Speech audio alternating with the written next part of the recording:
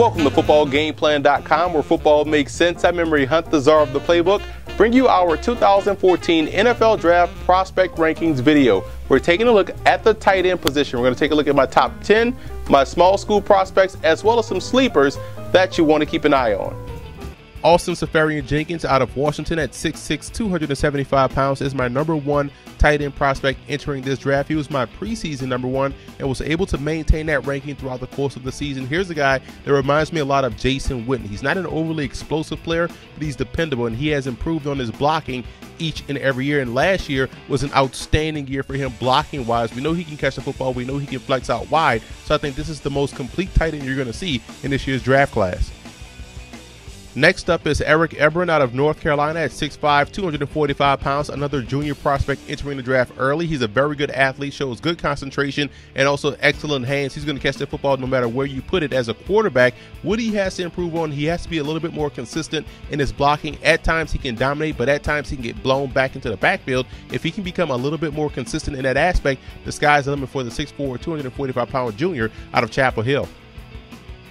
Jason Morrow out of Texas Tech is another exciting tight end prospect in this draft. Here's a guy that has great run after the catch skills, excellent hands, and plays well in space, so you can get creative in your offense with Morrow. Now, what he has to improve on, obviously blocking coming out of that spread offense, has to get a little bit more consistent in that area, and he's also limited athletically. He's a little stiff, so that right there concerns you as far as injuries is concerned and what he can do as far as movement-wise in the National Football League. But overall, his skill set in this passing league, he fits right in to what you want to do offensively throwing the football, so I think this will be another fine prospect moving forward.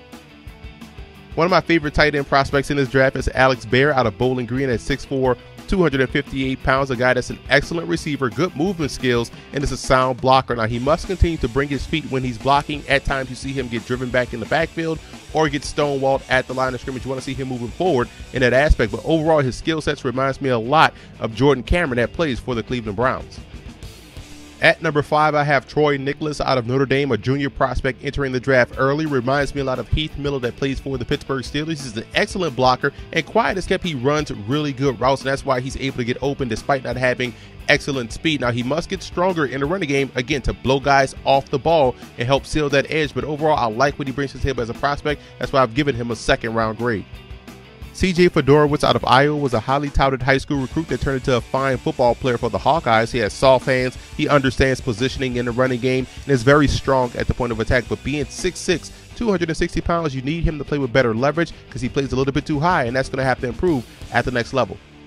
I'm a big fan of Crockett Gilmore and what he brings to the table. A 6'6", 255-pound tight end out of Colorado State. He's a powerful run blocker, solid all-around game, which means he can catch the football very well. You can get creative in how you line him up. And despite lacking suddenness and quickness off the ball and in his route, he's still able to get open, find the soft spots in the zone. And again, he has had a great offseason in the East-West Shrine game, as well as the Senior Bowl. He has performed exceptionally well.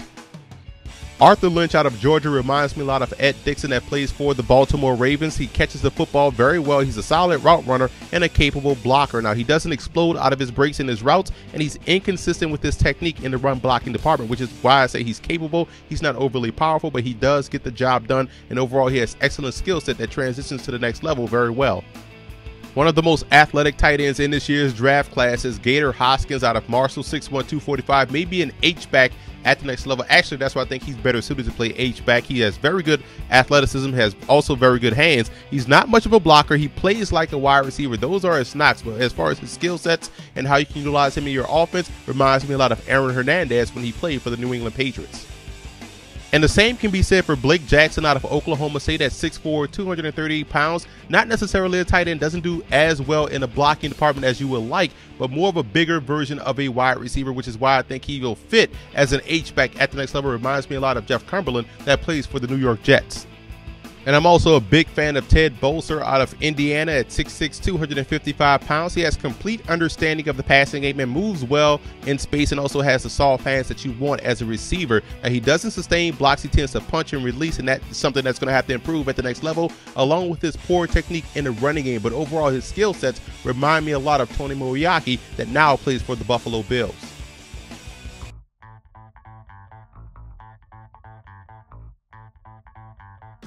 AC Leonard out of Tennessee State is another college tight end that will transition to an H-back at the next level. What he brings to the table, he's an outstanding vertical threat. This is a guy that you can get deep down the field with, put him all over the formation. He's a fluid athlete, runs well with the ball in his hands, and also has very good hands as a receiver. Now, he's not strong at the point of attack, and that hurts his blocking in the running game, but overall, you look at a guy that can be an instant impact on an offense as a swing tight end. As an H-back, I think Leonard would do fine at the next level.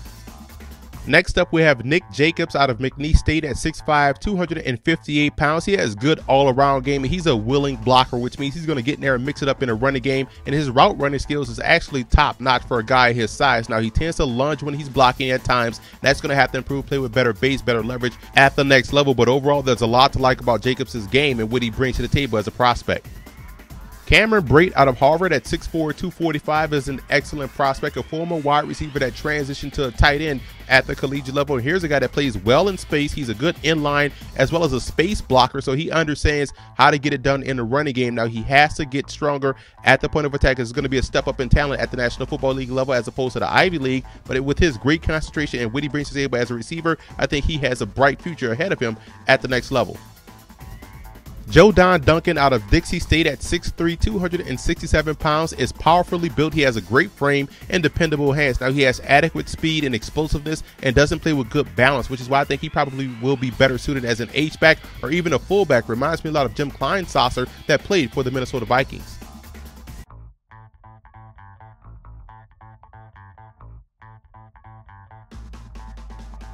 I like Jacob Peterson and what he brings to the table as a receiver. I think he's an H-back at the next level. Don't ask him to block because he won't do it as effectively. Maybe on angle blocks or trap blocks, but not right there on the line of scrimmage. But as a receiving prospect, I think this is an excellent option for a team in the later part of the draft. Another H-back prospect is Richard Rogers, a junior that entered the draft early out of Cal. Reminds me a lot of Michael Rivera that plays for the Oakland Raiders. You can move him around the formation, get him on angle blocks, but don't ask him to stay stout at the line of scrimmage because it won't happen. But as a receiver, he has very soft hands and always finds the soft spots in zones. Jordan Navarre out of Baylor was seldomly used as a receiver in college, but here's a guy that powers through his routes. He's a good run blocker, but he doesn't play with good leverage, and that causes him to get pushed back in the backfield and not be able to drive guys off the ball. But when you look at a guy that definitely has the upside, played in the East-West Shrine game as well as the Senior Bowl, I think Navarre's best football is ahead of him.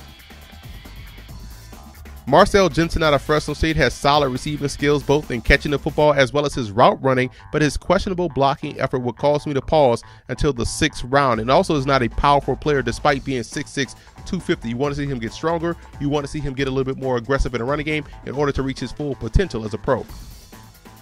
I like the passion that Xavier Grimble plays with out of USC, 6'5", 250 pounds, an active blocker, a guy that will try hard, get his hands in the right place, and keep his feet moving. So you can trust him in the running game, and also is working to improve his route running skills, but also is a very solid player underneath. So I think he has a lot of upside as well moving forward in the National Football League.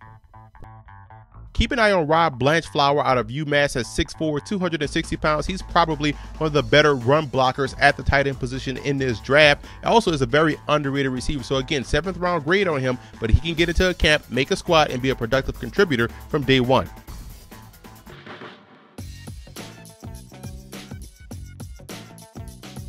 If Colt Lyerla out of Oregon has overcome and cleared his off-the-field issues, this is a guy that has second-round talent. Reminds me a lot of Zach Ertz and what he can bring to an offense as far as versatility is concerned. But again, he's going to have to answer a lot of questions in the offseason to make a team feel comfortable in selecting him. Trey Burton was the jack of all trades for the Florida Gators. Played receiver, played running back, played H-back, played fullback. I think his home is at H-back at the next level. A guy that reminds me a lot of Marcel Reese that plays for the Oakland Raiders. Ernst Brunn out of Iowa State had a sensational junior season in which he scored 6 touchdowns on the year and also was an all-conference player. You want to see him build on that as a senior.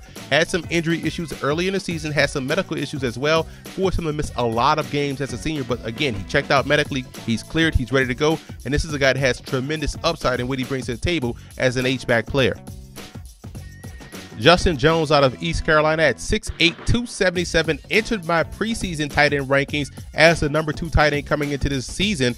Was kicked off the football team, out of football for a year, so you have to wonder where he is physically and where he is mentally, if he's ready to go, if he's clear with all of his off-the-field issues. But again, a guy with that size can also probably project as a tackle, but he has the athleticism to get down the middle of the field and was an outstanding receiver early in his career at ECU until he got into trouble. But I think this is a guy that you want to keep an eye eye on moving forward.